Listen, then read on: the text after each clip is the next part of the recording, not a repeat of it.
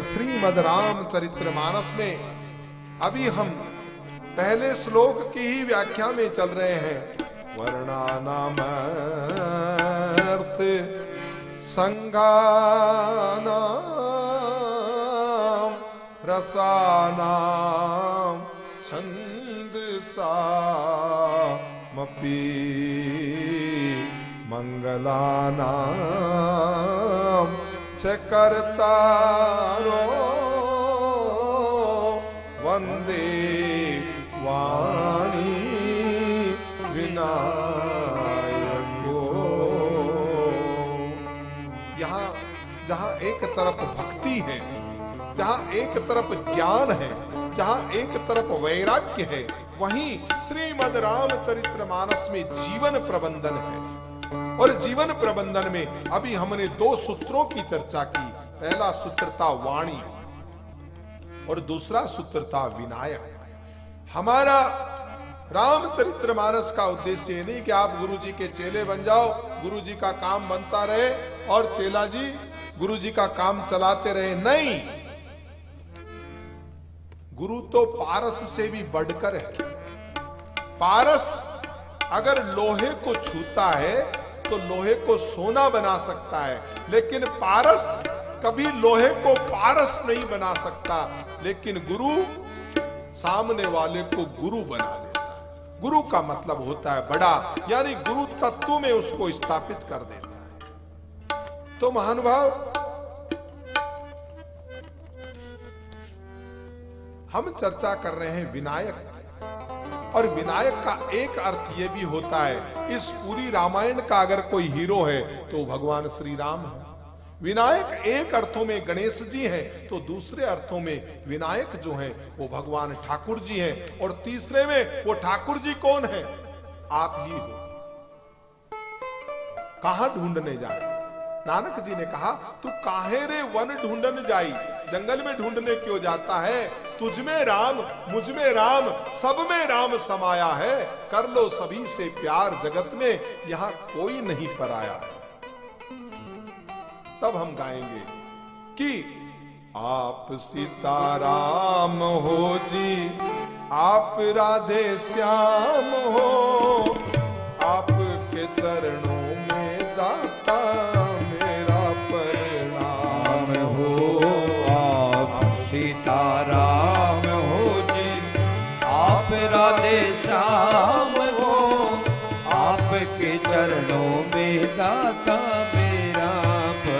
आप जो सामने बैठे आप ही सीताराम हो। कोई सीताराम आसमान में बैठा होगा वो नहीं, आपके हृदय में जो विराजमान है वो भी तो सीताराम है। व्यासपीठ में जो राम है वही आप में राम है, जो वक्ता में राम है वही राम श्रोता में है। इसलिए मेरा मुझको प्रणाम, मैं व्यासपीठ से उसी सीताराम स्वरूप को प्रणाम करता हूँ, क्योंकि सभी के हृदय में वही सीताराम है। इसीलिए हम प्रेम से गाइए, क्या आप सीताराम हो जी, आप राधे श्याम हो, आपके चरणों में दाता मेरा प्रणाम हो। आप सीताराम हो जी, आप राधे श्याम हो, आपके चरणों में दाता मेरा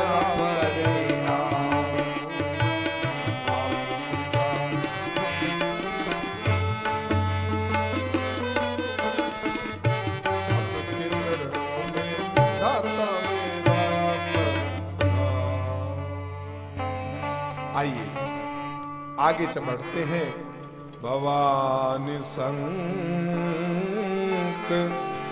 रोवंदे श्रद्धा विश्वास रूपिणो, याभ्याम विना पश्यन्ति सिद्धा स्वान्तस्थं ईश्वरम्। अब माँ भवानी और शंकर की वंदना की है। माँ वाणी और विनायक के बाद मां भवानी और शंकर की वंदना कर रहे हैं। मैंने कुछ समय पूर्व ही आपको कहा था कि तुलसीदास जी न नास्तिक हैं न आस्तिक हैं, बल्कि मैं ये कहूंगा महानुभाव कि तुलसीदास जी वास्तविक हैं। जो सत्य है उसी का बोध श्रीमद् रामचरितमानस में करा। अब देखिए, सगुण साकार वालों के लिए उन्होंने कहा भवानी शंकरो वंदे, मां भवानी और शंकर का वंदन है। लेकिन तत्वज्ञानियों को बताया कि भवानी शंकर कौन है? श्रद्धा विश्वास रूपिणो। जो श्रद्धा और विश्वास का रूपी है वो भवानी शंकर है। तो महाराज भवानी कौन है? श्रद्धा। और शंकर कौन है? विश्वास है। और जीवन के प्रबंधन को हम आगे बढ़ाएं तो वाणी से हमें विनायक बनना है।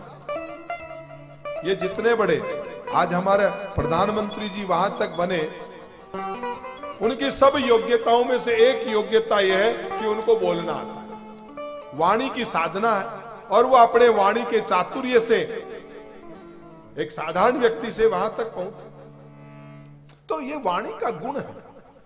ये वाणी चाहे तो महाराज आपके घर में कलह मचा सकती है, और वाणी चाहे तो एक साधारण से व्यक्ति को प्रधानमंत्री तक बना सकती है। लेकिन दूसरा गुण होना चाहिए श्रद्धा और विश्वास। और श्रद्धा की देवी है मां भवानी और विश्वास है भगवान शंकर। अब इस सूत्र को हम समझेंगे। देखिए, मां भवानी के दो स्वरूप हमको देखने को मिलते हैं। एक स्वरूप है मां सती का, दूसरा स्वरूप है मां पार्वती का। मां सती जो है वहां श्रद्धा नहीं है, लेकिन मां पार्वती वहां अश्रद्धा नहीं है। सती की किसमें श्रद्धा नहीं है? स्वयं भगवान शंकर में भी श्रद्धा नहीं है।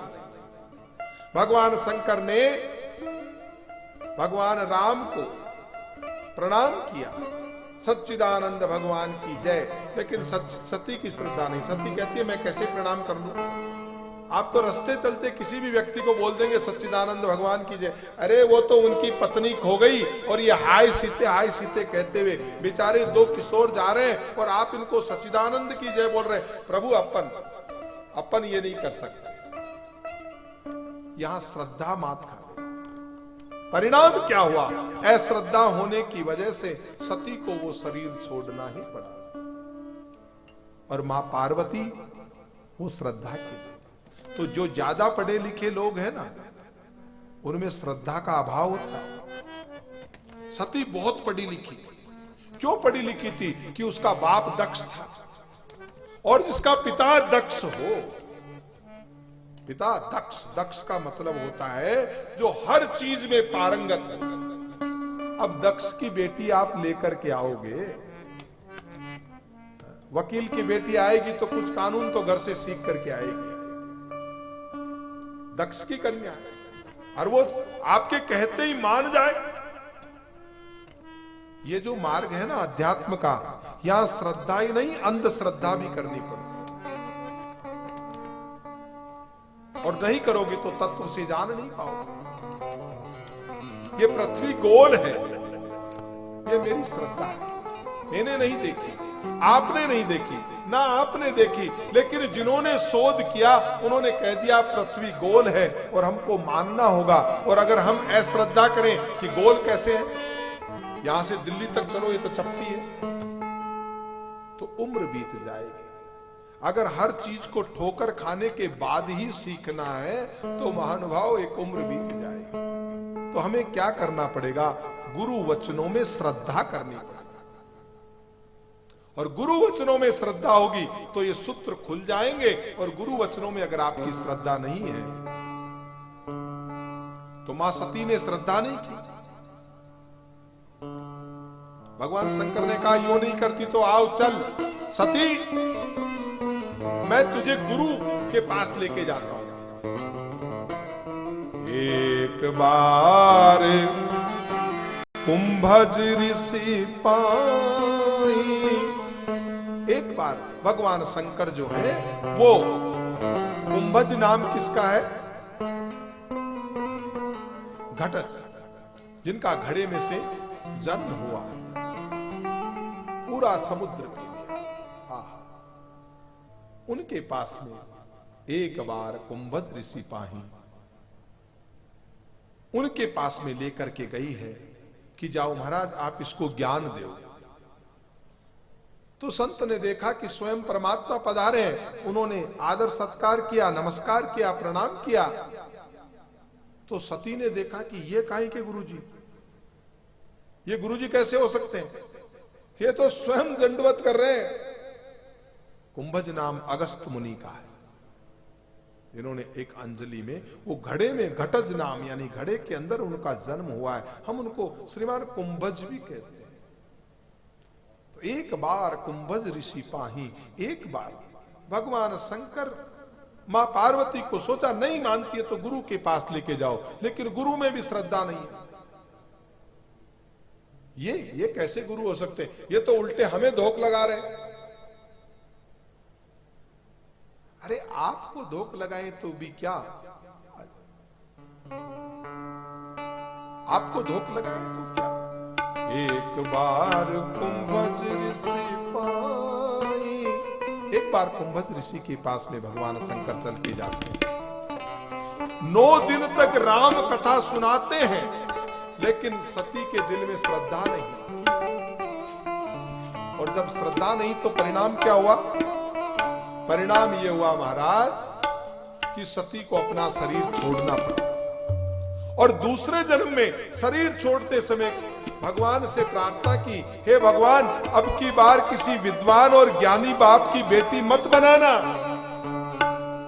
अब की बार कोई बहुत ज्यादा पढ़े लिखे ज्यादा विद्वान के घर जन्म मत दे देना, क्योंकि विद्वान संग्रह तो कर सकते लेकिन श्रद्धा पैदा नहीं कर सकते। ऐसा ही हुआ। दूसरी बार में हिमाचल के घर पैदा हुई, और हिमाचल कौन है? पर्वत है, यानी जड़ पत्थर है।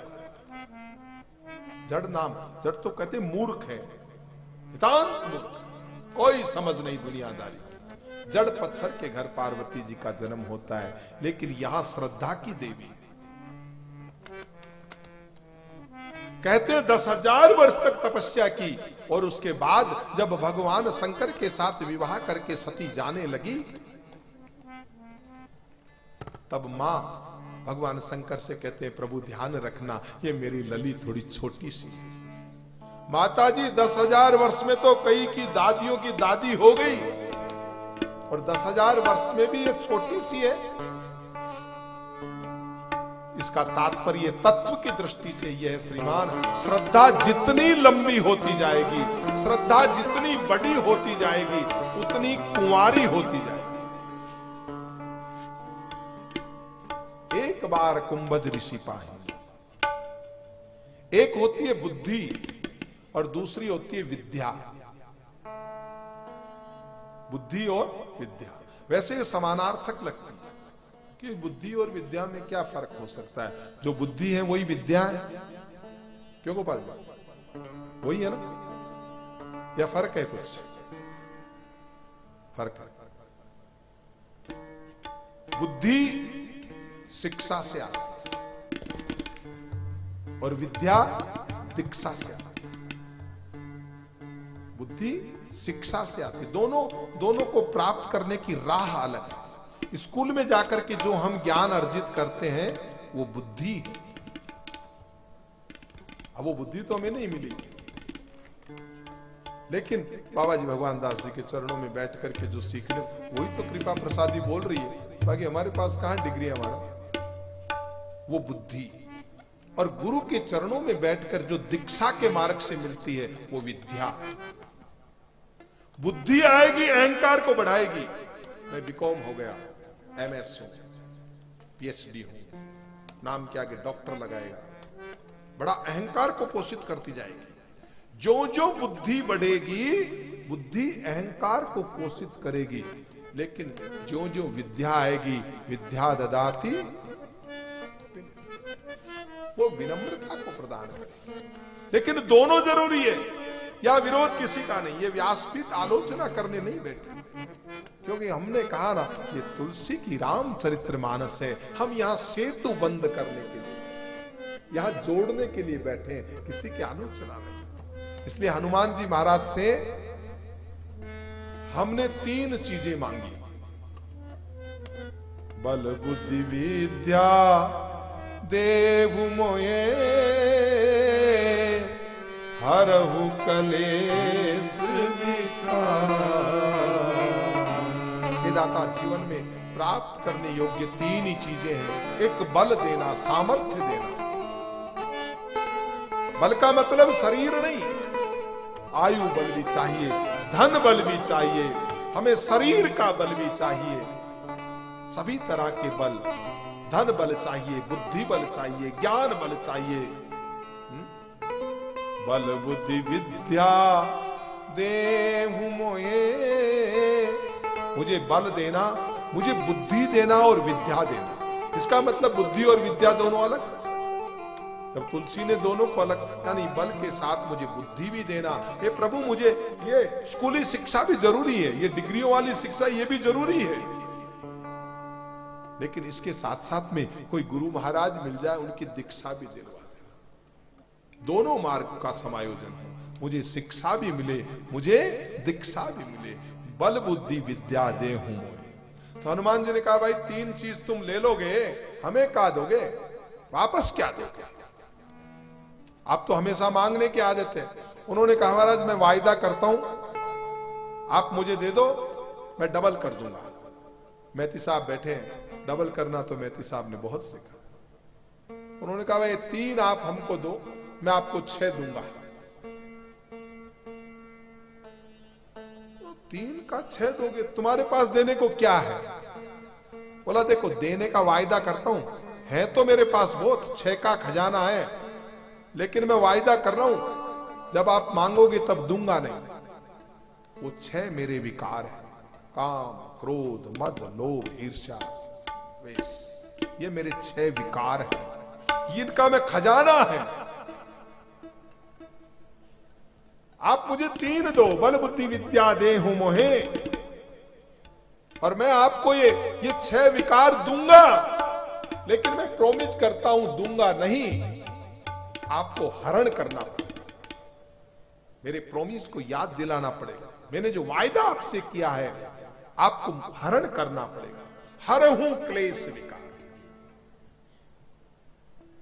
बल बुद्धि विद्या देहु मोहे, हरहु कलेश विकार।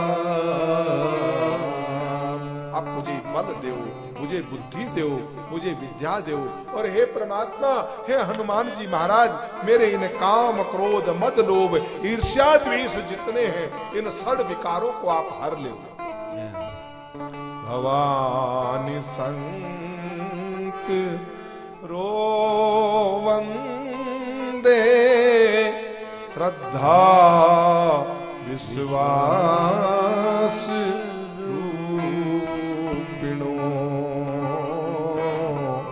याभ्याम विना न पश्यन्ति, सिद्धा स्वान्तस्थं ईश्वरम। भवानी और मां शंकर को वंदे हैं, भवानी शंकरो वंदे, श्रद्धा विश्वास रूप। और जीवन में ध्यान रखना, हम श्रद्धा की चर्चा कर लिए, अब विश्वास। हमारा जीवन प्रबंधन का चौथा नियम है विश्वास। हम 3 वाणी से प्रारंभ करना है। विनायक, विनायक का मतलब हमारा लक्ष्य भी है, मुझे नायक नहीं विनायक बनना है। लक्ष्य बहुत बड़ा रखना। अरे जब सोचना तब सोच, कम क्यों सोचो? आप भगवान को जब ऑर्डर ही करें तो कम क्यों करें? सोच तो बड़ी रखें, मिलेगा नहीं मिलेगा उसको क्यों सोचते? एक बार हम कहीं पुरी के कहीं ओडिशा मंदिर में कहीं गए, तो वहां पे एक नियम था कि साहब यहां पे क्या चाहिए वो लिख दो। तो मेरे एक मित्र थे, उन्होंने लिखा 1 लाख रुपया महीने का बहुत है। फिर उन्होंने सोचा यार सब लिखना ही है, सोचना ही है, तो 1 लाख ही क्यों सोचे। फिर उन्होंने 10 लाख लिखा। फिर उन्होंने सोचना ही 10 में ही क्या पार, 1 करोड़ लिखो। तो अब ये सोचने में कौन मना कर रहा है, लेकिन आदमी सोचने में भी कंजूसी क्यों। प्राप्त करने की तो अलग बात है, लेकिन अपना लक्ष्य जो है पर क्यों वहां विश्वास आड़े आ जाता है। हमें अपने आप पे विश्वास नहीं, और वो विश्वास जागृत करने के लिए ही ये राम कथा है। राम कथा आपको अपने आप में जगाती है कि धरती की शान, तू मुनु की संतान, तेरी मुट्ठियों में बंद तूफान, ए मेरे मनुष्य तू बड़ा महान, तू अपने आप को पहचान। तो भवानी शंकरो वंदे श्रद्धा विश्वास रूपिणो। भगवान शंकर की स्थिति क्या बताते हैं कि कैलाश पे भगवान हमेशा वट वृक्ष के नीचे बैठते हैं। तो इतना बड़ा कैलाश है, और वो बाबा क्या उस एक पेड़ के नीचे बैठा रहता है। भले ही कैलाश मानसरोवर में जाने वाले लोग कहते हैं कि वो वट वृक्ष वहां है, लेकिन मैं तात्विक दृष्टि से अगर चिंतन करूं तो उस वट वृक्ष का मतलब है विश्वास रूपी वृक्ष। विश्वास रूपी बरगद होनी चाहिए। इसको तुलसी ने आगे जाके कहा भी है क्या, वटु विश्वास अचल निज धर्मा, तीरथ राज समाज कर्मा। वटु विश्वास अचल निज धर्मा, तीरथ राज हरे रामा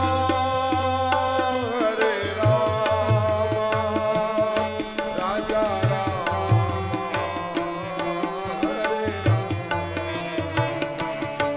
हरे कृष्णा हरे कृष्णा, हरे कृष्णा हरे कृष्णा, हरे रामा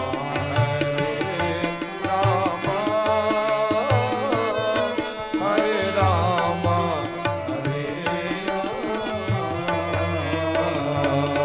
हरे राम हरे राम। जैसा कि हम लोग जो है ये सात्विक तात्विक इस चर्चा को हम अनुभव करेंगे। हमारा जब पुष्कर में जो कार्यक्रम जो एकादशी से अमावस्या तक जो हम 5 दिवसीय पंच कल्याण साधना का जो हम एक शिविर, जिसके अंदर वहीं पे आपके बुजुर्गों का, आपके पूर्वजों का श्राद्ध और तर्पण का कार्यक्रम, वहीं पे ब्रह्मा जी की उस नगरी का, उस तीर्थ का दर्शन, ब्रह्मा जी का दर्शन, तीर्थ स्नान, योग, वेदांत की चर्चा, ध्यान, ये सब आपको मिलेंगे। और उसके लिए ये कार्यक्रम हमने जो एक तैयार किया है, इसमें आप सब लोग भाग लेंगे तो मुझे लगता है हम जीवन का बहुत आनंद ले पाएंगे। इससे पूर्व कि हम आगे कथा में बढ़े, ये हरि नाम संकीर्तन हम करें।